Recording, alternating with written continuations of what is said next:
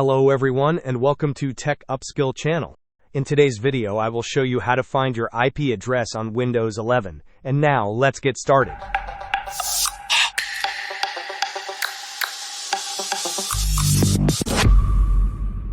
To begin, navigate to the Windows search bar and type Command Prompt.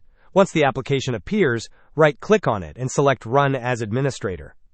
In the Command Prompt window that opens, type the command ipconfig and then press the spacebar followed by / and the word all. Press Enter to execute the command.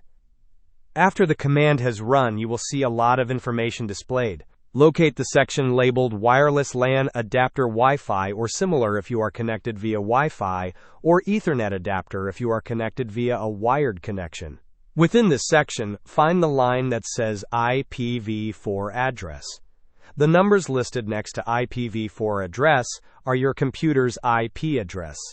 For instance, it might look something like 192.168.1.6. Hope this was helpful. Don't forget to like and subscribe if you enjoyed. As always, thanks for watching, and I will see you in the next video.